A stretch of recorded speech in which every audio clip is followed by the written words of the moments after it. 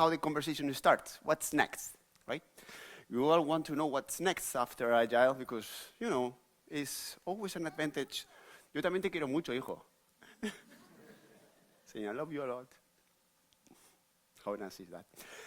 So as I was saying, we all want to know what is this wave, the next wave, because being there early is always an advantage, right? The thing is, when it's early, it's also dangerous. It's also scary.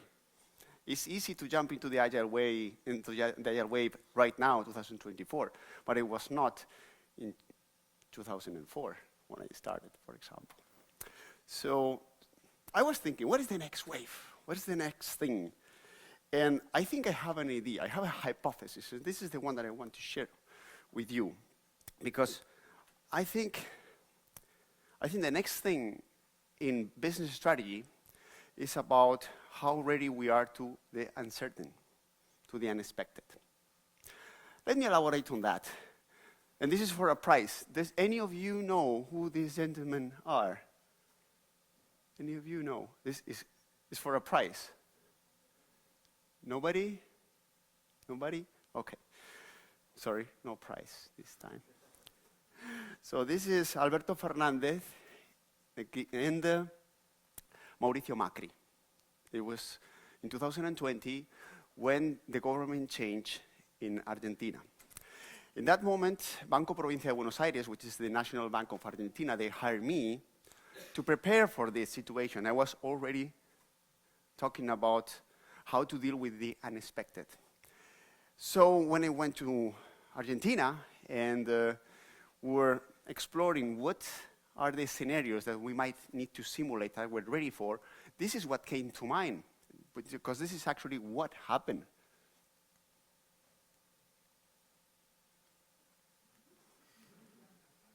Oh, it's asking me to log in in the internet. Hold on a second. I knew that this would annoy me, but it's okay. No, I have an alternative. Turn the Wi-Fi off. Yeah? That's much better. I don't need internet right now. So, okay. I believe now will work. It did. So this is actually what I wanted to simulate, because this is what happened. This is called corralito. Basically, the currency is strongly devaluating every day, and you're not allowed to withdraw your money or change to any other currency. What would you do if your money is losing 50% of value every day and you can't operate with that money? Most probably that, right? So the idea was, let's simulate if this happened. Are we ready this time for this? Are we ready for a strong devaluation? Are we ready to get everyone in this bank fired and their lives in danger? And they were like, no. We cannot simulate that. That's too scary. So, but can that happen? Well, actually, yes. So let's simulate. No, too scary. Don't say that. Let's just simulate that there is a competitor, Mercado Pago, this is like the Amazon in Latin America, that they have an online payment platform. Well, actually, there is nothing to simulate. They already have an online payment platform. Yes, but we want to do a fancy new online payment platform, a new app. But you don't need simulation for that. It's okay, we want to do that. Well, something that I know as a consultant is that many companies hire consultants so they can say what they are already saying, but if there is someone from the outside, they trust him more. I'm okay to be paid for that. So I said, okay, let's simulate that. Why not? I was thinking it was useless. But still, well, we simulate, we had that competitor, and we surprisingly came up with this initiative, which is Cuenta DNI. It's just an app in which you can do digital payments. Yeah? As per that moment in Argentina, digital payments was always linked to an existing account in a bank. In this alternative, you don't need to have an account in that bank. You just can sign up online and have an online payment platform. Yeah? Okay, not bad. But what happened? Remember, I'm talking here about December 2019. what happened in February 2020 when I was in New York. COVID. So can people go to the branches and sign up for an account? No, they don't. Was allowed in Argentina to pay with cash? No, it wasn't. That translated into 8 million customers in a matter of 2 months. So they were right. It was a good idea. So what did I learn here? Well, I learned that first, business resiliency is not about getting ready when the things are already problematic. It's getting ready before they get problematic. And the second thing, even though we try to predict what is the scenario that is going to happen, you can't predict the future, unfortunately, but it doesn't really matter. The good news is that you don't need to predict the future. It's not about predicting the scenario, it's about uncovering as many instruments as possible so that they will help in a variety of scenarios. We have that example with COVID. We learned how to give machines to a lot of people, how to stay at home. We learn a lot of stuff, how to work from home, things that if you think, they will help in a variety spectrum of scenarios. So it's not about predicting the future, it's about uncovering new instruments. And those instruments are going to give you the difference between adversity and trauma. Adversity is a learning opportunity. You need problems to become creative. In some countries in Agile, we have a little bit of a crisis. Some people are struggling. We have a crisis identity. Yeah, business is not as good as it used to be. And in my opinion, this is a great opportunity because it's when we need to become more creative. And that's why I came with this alternative, business resiliency. And many people are coming with their own. When things are too comfortable, too good, you are not creative. But this is different from when it becomes a trauma. That means it harms your business that much that your company is destroyed. That you have to discontinue your company. What makes the difference, as I say? The instruments you are covering when the things are doing well. But you know, nobody wants to talk about insurance. Nobody wants to buy insurance. You want just to buy insurance when you had an accident, but it doesn't really work that way. So this is the bad news. How would I define business resilience? I define business resilience as the ability of a business to adapt and respond to business disruptions while safeguarding people and assets and maintaining continuous business operations. That means if agility is the ability of a business to respond when they chose to respond, because it's a new market, because it's a new customer, because it's a new opportunity, resilience is the ability to respond when there is no other option. This is another example. In 2018, November, I was talking to the CTO of a large bank in Spain. And I told that to him. Say, you know what? I have these instruments to uncover elements that may make you more powerful or responsive to an eventual crisis. Remember, 2019, and he said, well, if something happened, we'll figure out what to do. And definitely, in February 2020, something happened. And they just reacted and prepared with very costly effects, as many businesses we observed having. So this means when we work in corporate strategy, we tend to operate in two ways, and we need a third way that is not so frequent, not so visible, not so present. And this is futures thinking.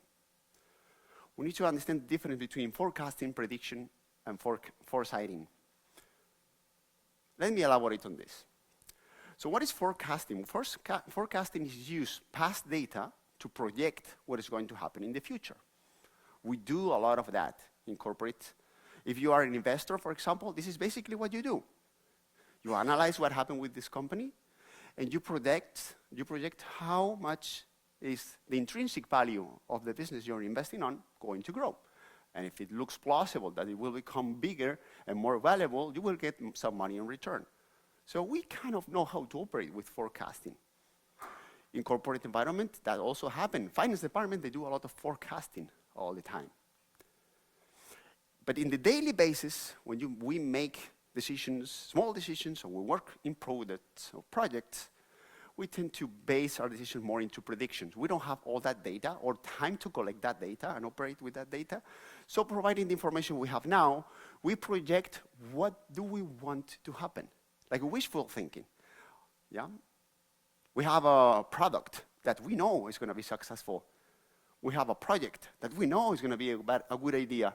We even create a business case that nobody's going to review later to just support our prediction. We are used to operate that way. The problem, though, is that this is very limited for a business strategy. Foresighting means see beyond that. There are a lot of scenarios that can be plausible, probable, or even preposterous. The unthinkable is also there. We already observe many unthinkable becoming real. Remember Steve Ballmer? People are going to pay $500 for a phone. Remember that? Even yourselves. If 20 years ago somebody tell you that you can send messages for free, you can call for free, that's impossible. So this is foresighting, considering that what you think is impossible now, it might be the new reality in the future. Let's dig deeper on this, because in the top part of this chart, we are used to operate. We like that thing, yeah? We project with the standardization, so this is what we want to happen. Let's create standards and quality, so this is what we're getting. And we explore innovations in the market, in the probable, in the things that are, now it's AI there, yeah? So we know there's opportunities there, their efficiency is in the picture. And of course, here in the world of Agile, we're talking about innovation and adaptability, which is in the plausible and possible scenarios. The problem, though, is that we are being limited. So business agility, yes, is the ability of a business to adapt quickly to these changes in the context, but it's not enough, because there are many changes in the context that we're not even considering as plausible. It's very limited. And something that is maybe not very relevant for someone who works just in a product, but extremely relevant for someone who owns a business. Because the purpose of a business is to stay alive in time, not to make money short term. For that, are we ready for the undecidable? Do we even think about it? Oh yeah, you know, these boring people, risk management, compliance, internal auditors. They work with documents, boo, boring. They have a jacket and a tie. Well, that's, to me, is very similar to what was happening 20 years ago with project management. And we created an alternative. So I believe we have the opportunity to become an alternative for traditional business continuity. But remember, 20 years ago, it was scary to get into project management and explain them about Agile. And now, definitely, it's scary to talk to compliance, business continuity, risk, people, and explain them that there is an alternative. That alternative is business resilience. The good news is that, in my opinion, business resilience is entangled with disruptive innovation. Why? Because when you are in crisis, when you are in a problematic situation, is when you become more creative, and when disruptive innovation becomes the instrument for people to respond to those crises and overcome those crises. And the other way around, if your competitor innovates in a disruptive way, it might put you in a situation that becomes a crisis. Something interesting is you have to consider most business continuity plans only include operational elements. They do not include market elements. Crises that companies are ready for have to do with earthquakes, have to do with attacks by hackers, has to do with many things that relates to the operational side of the organization, but not many to the business side of the organization. So this is where we can also participate, as we know a lot about product management and product development.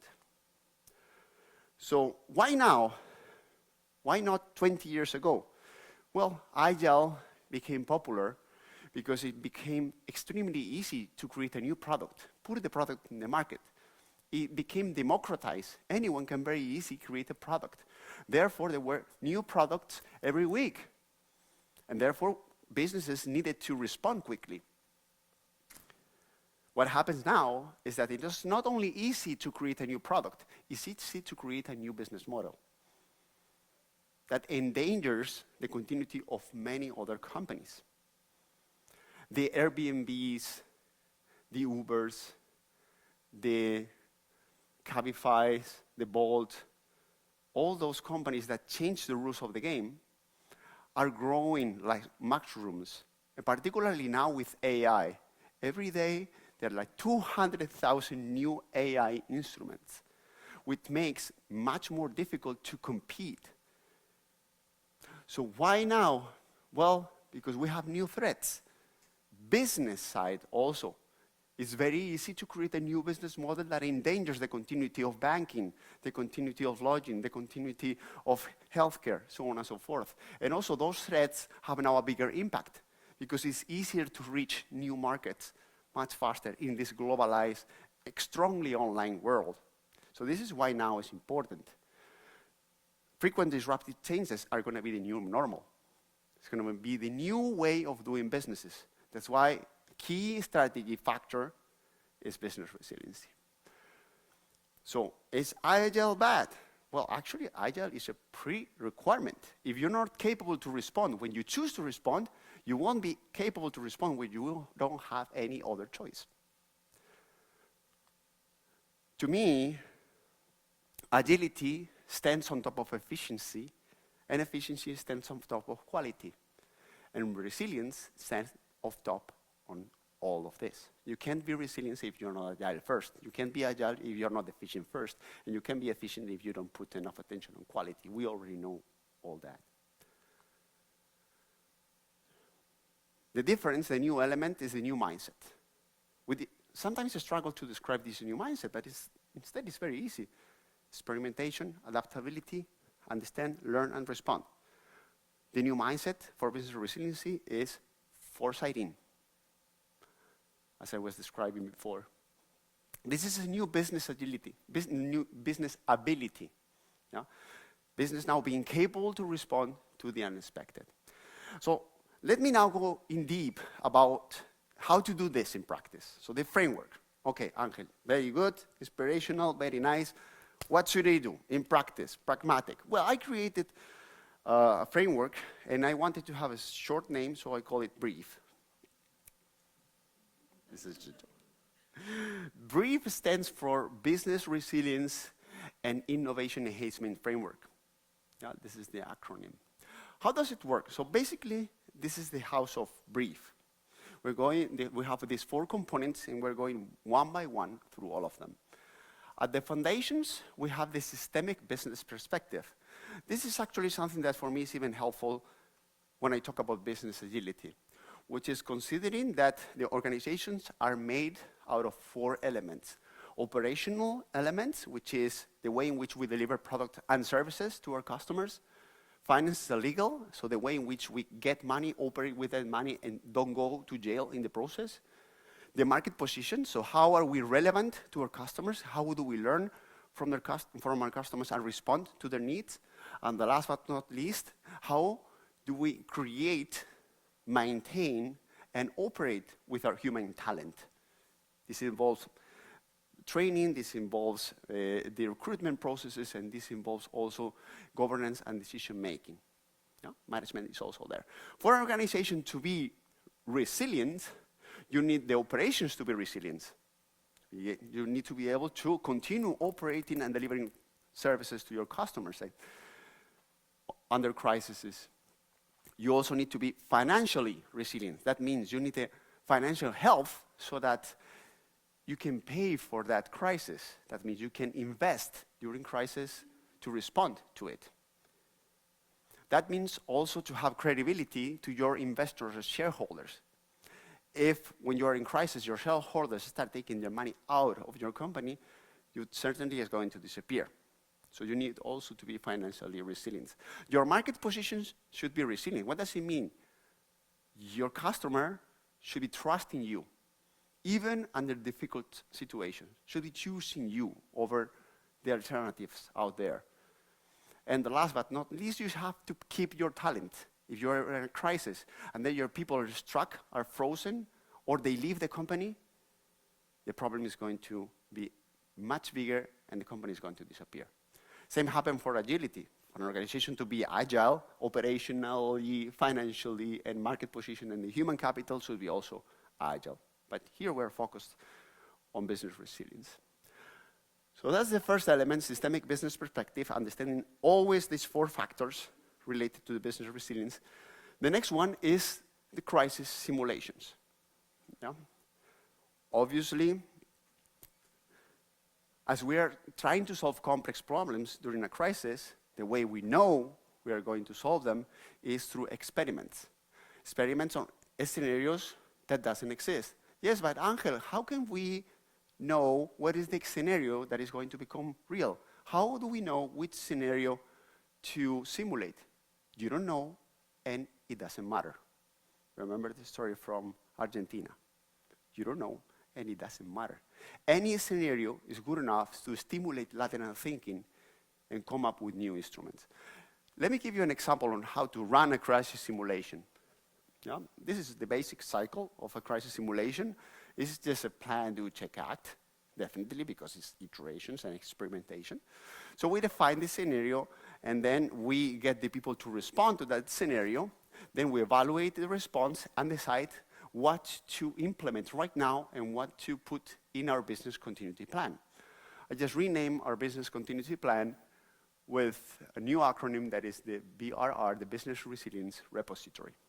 The difference between a business continuity plan and a business resilience repository is the business continuity plan is static and is human managed, and the business resilience repository is dynamic and is AI managed. So the idea is that we have an AI participating and learning in every crisis simulation so that they can understand more on how to respond. We're also going to train this AI to keep track of certain triggers from the business as early indicators of a future crisis, so we'll know earlier. And these autonomous agents can inform people that they have to act as soon as possible. How to do this in practice? Well, actually, it's simple, more simple than you think. First, one way of doing this is just, for example, drawing your business model canvas, if you do this for the whole business, or you can also use your product vision board, as Roman was saying, if you are doing this for a product, and then take one element out. Say, what is the most important element here? We are, for example, I don't know, Germany. Say, well, what if this Russian gas is not available anymore? Take it out. Are you ready for that? Have you ever tried that? So as simple as that, taking one key element, take it off, and see what is the impact. This is the plot twist. We're not going to see and try to figure out how to respond to that particular scenario because it might never happen, but you're going to instead analyze the impact. It's the same, imagine you have a car accident. Let's hope it never happened. And you go to the hospital and you say, wow, car accident, look, I'm full of blood, my bones are broken. And the doctor starts asking, but what color was your car? What speed were you driving? In which highway? Doesn't make any sense, right? Because the scenario doesn't matter. What matters is the impact. Say, okay, how are your bones doing? How's your skull? Let's do X-ray. So here's the same. We're going to analyze what would be the operational impact, what would be the financial impact, what would be the market position and reputation impact, and what would be the impact on the people we have in our company. This is the business impact analysis. Once we do this, we can use Agile to respond to this problem. We can use Agile to respond to this negative impact. We can use, for example, design thinking as a way to converge the future's thinking. We can use any design thinking techniques. Even as simple as this, just listing this possible impact, then brainstorm on a possible set of solutions or mitigation strategies, and choose what are we going to do. After we chose what to do, we can include that in our business resilience plan, our business resilience repository. By connecting certain triggers with the specific owners, the impact you want to mitigate, and what actions you're going to take. Those actions can be, for example, something triggered by a specific change in the market, or for example, it can also be something that you would do right now, even though you are not in crisis, because it became a good idea. Actually, it happened to me, for example, in one customer in Riga, that we were doing this exercise, and during the simulation, the board of directors realized that they were already in that crisis. So what if we go under this number of sales? Actually, we are under that number of sales. Yeah? So these simulations are also a very good way to get a common identity and a shared ownership of the business strategy. As I explained before, what we do then is we get these agents trained on these outcomes out of the simulations. So that instead of training the whole company through a PowerPoint that you're forced to click next when it comes to understanding your business continuity plan, most probably most of you have done that in your businesses, yeah? Because it's a policy, so you have to go through all of them, next.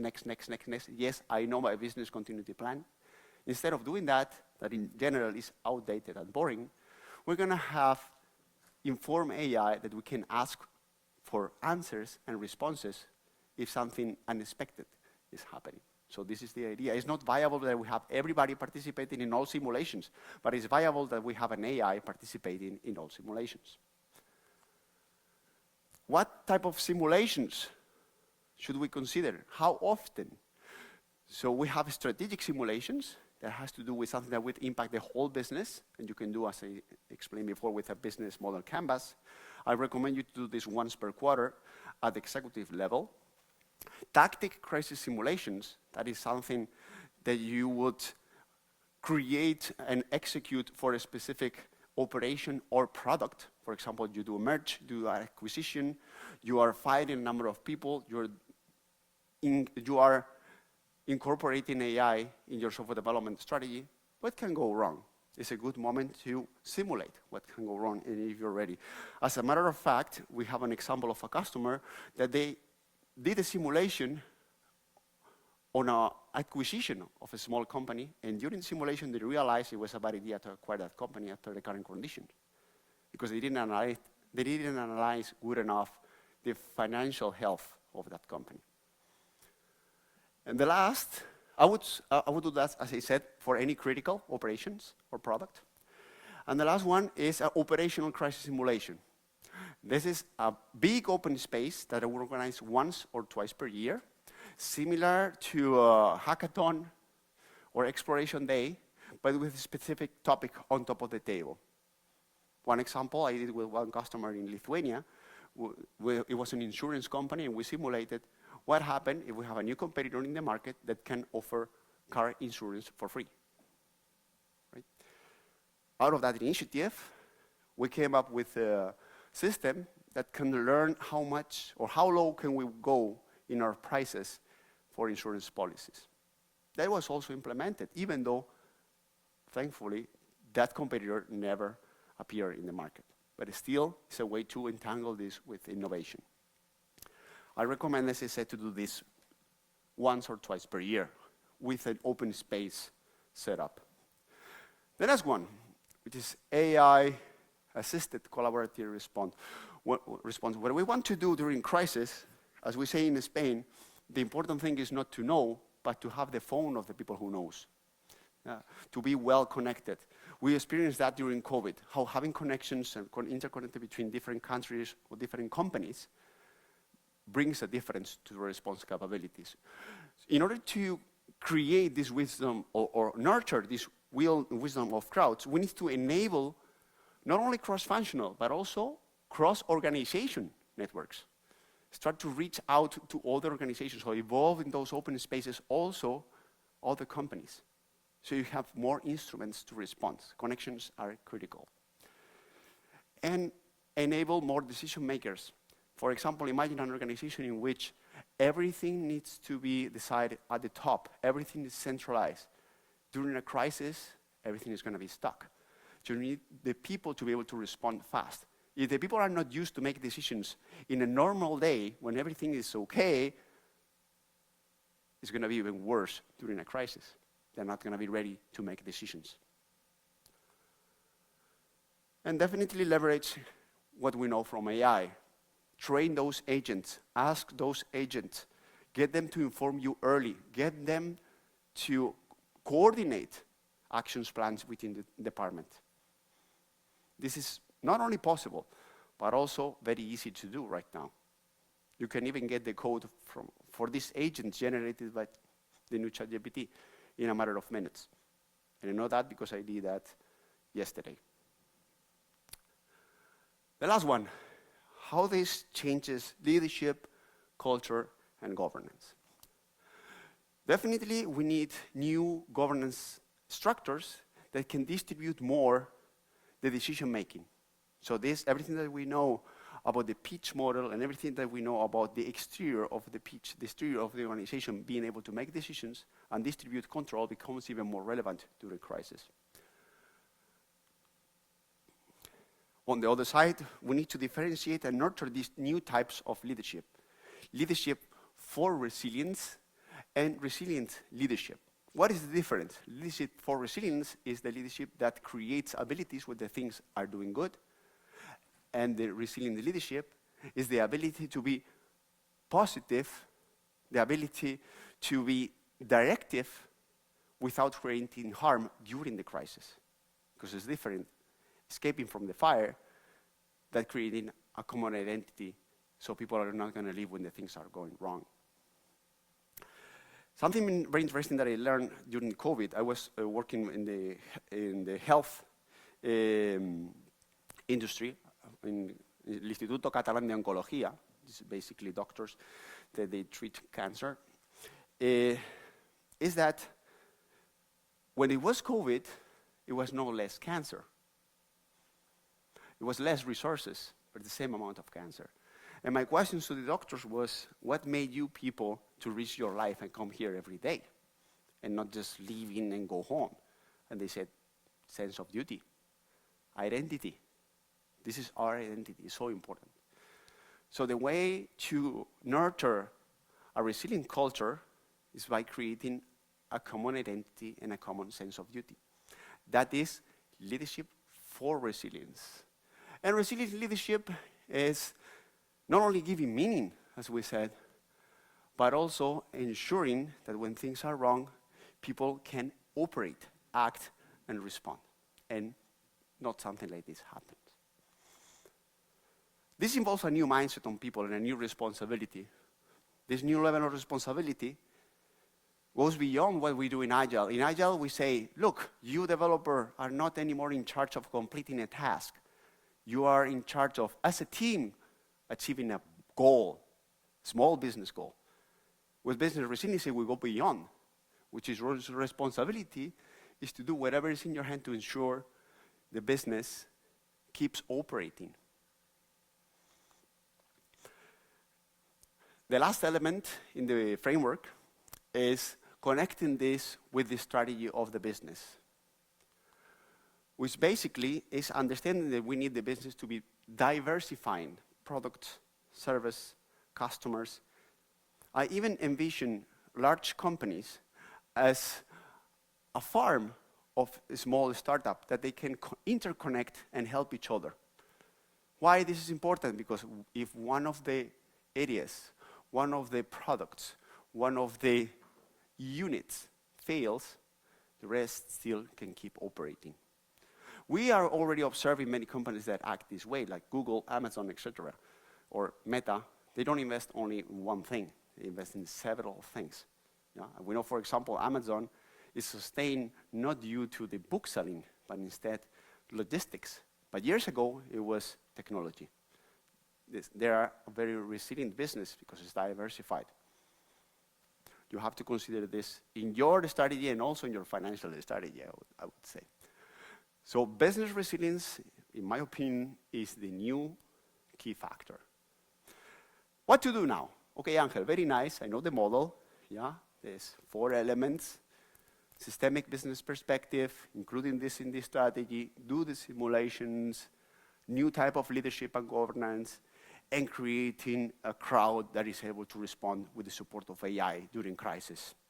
Now what? Well, run your first crisis simulation. Gather a group of people around a product and say, what if this is not true anymore? What if this customer is not there anymore? What if this vendor is not there anymore? And just see what happened. Consider that yes, it might be the next thing. I've been happily making a living for 20 years out of Agile, and hopefully this can also help us making a living and achieve a new space in the organization, which is the strategic level and which is the business continuity. There are dragons there. But I believe those dragons are eager to know from us how to be more responsive and create a business continuity strategy in a more collaborative way. And that's all. Then, you want to know more? Thank you.